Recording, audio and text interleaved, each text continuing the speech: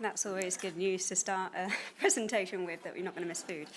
Thank you all for joining my talk today. So I'm Dr. Jen Matthews. I'm the Deputy Team Leader of the Future Reefs Group at the University of Technology, Sydney. And I'm going to talk to you today a little bit about enhancing coral nutrition.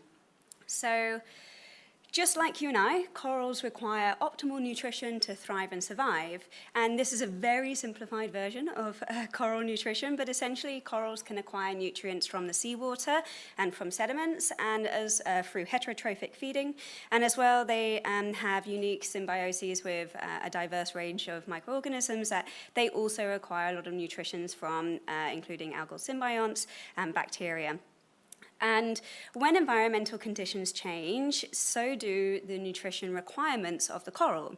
This also impacts the nutrient content of the seawater and the sediment, and also, of course, impacts the nutritional interactions in that holobiont. So, example, in bleaching, they don't have their algal symbionts, and so actually one of the major reasons that corals succumb to bleaching is through starvation. And so in agriculture, viticulture, and human health, where nutrition is compromised, we can use supplements to help rebalance and optimize the nutrient of that system. But the potential for nutrient supplements in corals has not really been investigated. So probably one of the most nutrient-taxing life stages for corals is during reproduction. Coral larvae produced from the mother often have most of the nutrients that they need to grow into adult corals, but they can actually acquire nutrients in other ways. Once they form a symbiosis or a functional symbiosis, either from acquiring symbionts from the seawater or from their parents, and when functional nutrition exchange begins. But they can also acquire nutrients from the seawater through feeding directly from the water. And this offers a great opportunity for larvae because it means that they could even acquire nutrients that they didn't get from their mother or from their algal symbionts, and perhaps are ones that are specific to specific areas on reefs. And for example, maybe to survive in a hotter reef, they might be able to acquire the nutrients that they need from that reef specifically, thanks to the other corals that are living there. But both maternal nutrients and the ambient environment play a pivotal role in larval survival, dispersal, growth, and their settlement success. And nutrient scarcity remains a key contributor to larval mortality, limiting their dispersal and the resilience to environmental changes. And this poses a significant bottleneck for reef recovery and also can challenge the efficacy of larval reseeding programs. So what if we could supplement their nutrients during this most vulnerable life stage? This would help to prevent nutrient exhaustion, and it could be done at various different stages. So we could do it on the adult coral before it reproduces. We could feed them directly, or we could enhance the nutritional content of the algal symbionts that they are exposed to and form a symbiosis with. And so what would we feed them? Well, coral larvae are pretty much little balls of fat, and they are made out of about 70% lipids. And you can see in the middle picture here, this is a moldy image, so it's showing all the different types of lipids within that coral larval section. So the different colors represent different classes of lipids or different types of lipids. And these lipids cause or have important functional roles in terms of structure, energy provision, antioxidants, and also important signaling roles, especially during the establishment of symbioses. So because of these diverse functions of lipids and their important roles, they could be considered a good starting point for developing a coral baby food. So, I pushed the wrong button, sorry. First question, or the questions that we need to ask and address here is, does a lipid coral baby food increase coral larval success? And can we employ this at reef scales? So looking at the first question, we, during the 2022 mass spawning at the National Sea Simulator, we collected coral larvae and fed them with different lipid nanoparticles packed with different types of lipids. So lipid nanoparticles are kind of like an Easter egg. They are fatty shells, and inside of them you can shove in anything that you want to. So in this situation, we put in different types of lipids. And then we sampled some of the larvae after we've allowed them to feed and looked at their lipid profiles using LCMS, and then divided the remaining larvae between a heat stress environment and an ambient environment, and we monitored their survival over 6 months. So what types of lipids did we look at? We looked at we had a treatment where we didn't feed them, and then we also had a triglyceride mix. Triglycerides are really important energy lipids. We used fish oils, which are both triglyceride as well as omega-3 fatty acid rich. Calanus oil, which is wax ester rich, but also has omega-3 polyunsaturated fatty acids. Phospholipids are important membrane lipids, so we fed those with those, packed some lipid nanoparticles with some phospholipids, and sterols. So sterols are important structural lipids, but also have a really important role in signaling, especially in that early stages of symbiosis. And then we also fed them with empty lipid nanoparticles. So armed with my collection of drugstore-bought nutrient supplements, I exposed coral larvae to these lipid nanoparticles, allowed them to feed for about 8 hours, rinsed off that lipids, and then sampled them for LCMS analysis, divided them between the treatments, and allowed them to settle. But I also found something else, which was kind of unexpected. Just one day I was looking at the larvae before they were settling underneath the microscope, and I was watching their swimming behavior. And what I found with the unfed ones, that they were swimming, and they were swimming quite what you'd expect for a coral larvae. But when fed with this situation, the fed ones were fed with phospholipids. They did little coral zoomies. They were really fast, and they went further, and they swam faster. And this is really important for their dispersal. So in terms of survival, the unfed larvae had survivals between about 37 to 45. When we fed them, though, that went up to 70 to 88%.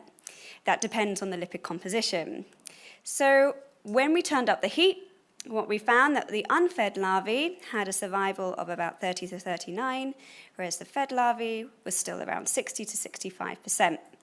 So I do want to mention here as well, the other thing is that we counted survival based on the number of plugs with recruits on. This was so that we avoid counting larvae that, or settled larvae that fused to get fused, and so we would then end up going from 2 to 1, and that would impact the count. So, but what we actually saw really there was a larger number of settled larvae on each plug, so that survival could be even higher. And it was, we looked at their lipid profiles, and it could be explained thanks to their lipid composition. So we found a significant change in their lipid profiles depending on what they were fed with. And you can see Calanus oil is that green group at the top there. They had the most significant change, and they were the ones that were driving the heat resilience as well. So perhaps wax esters and omega-3 fatty acids, which they're pretty rich in, and they are important in the heat resilience of coral larvae and early settlement and early recruits. So the next thing to ask is, can this be employed at a reef scale? So we used our optimized lipid baby food based on the success of some of the ones from the ex situ treatment, took them to Reef Magic, and through, thanks to a collaboration with Reef Magic, we'll be able to collect larval slicks and feed them directly in mass spawning pools. We allowed the larvae to settle and have been monitoring them since then. This was December last year. And with the aims that we want to develop like a demonstration video and key guidelines so that anybody can do this no matter where they are, whether they're doing it in aquaculture or directly on the reef. And so we also collected some larvae specifically from colonies because we wanted to see if this, we tried it on Acropus spatulata at Ames, but we wanted to see if different types of corals also had a similar response, so we did some direct feeding. You'll see my very rudimentary larval's pool was made out of a paddling pool with a hole cut out the bottom. But it managed to survive over a week on the reef, so there's a great advert for that paddling pool. And also a couple of days of a cyclone. So then we fed them directly into these pools. And it was a wonderful collaboration with Reef Magic as well as some traditional owner groups who were out there at the time. And we allowed them to settle and deployed the settlement tiles on the reef. Unfortunately, that's when the cyclone hit. And so the day when they were settling, the waves were already getting really high, unfortunately dislodged a lot of the settlement plates. When we came back a month later to check on settlement, both the structures with the settlement tiles had completely been immersed in sediment. So I don't know if it was successful or not. However, what I can say was that we were able to feed them directly on the reef. I just can't tell you whether they improved their survival or not, unfortunately. So try not to do experiments just before a cyclone is probably. So what I want to touch on just briefly is that underlying all of this work is a fundamental understanding of coral nutrition. In agriculture and human health, studying nutrition has helped to identify opportunities to rebalance or enhance nutrition for optimal fitness. For example, applying fertilizers, dietary supplements, or even selecting land locations based on the nutrient content. So in viticulture, in wine growing, they select soil to grow specific vines. And we could do a similar thing if we know a little bit more about coral nutrition based on the nutrient requirements of that coral. And so this could obviously help facilitate restoration activities, existing restoration activities, as well as identify new potentials for novel interventions. So some of the things that we are looking at the moment is whether we can produce an adult supplement where we can feed adult corals. And this has been very luckily supported by a CORDAP grant, and we're looking at a couple of different things. We're looking at different elements that we can feed them with, as well as other lipids, as well as antioxidants. And there's a few things I'm thinking that somebody's probably going to ask me, how do I apply this at scale? Well, there are some really interesting avenues that we could try. For example, there are targeted lipid nanoparticles. So we could embed on the outside of the lipid nanoparticles specific protein receptors that bind to corals. So if we release them at scales, it would target just corals. It's a similar thing in human health for targeting organs. And there's also this really exciting stuff where they've got this these slow-release plates. So you can embed these plates with slow-releasing nutrients, and it allows, so you could embed them on the Mars stars, or you could put them on in larval pools or something, so that they're slowly releasing nutrients to help supplement the diet.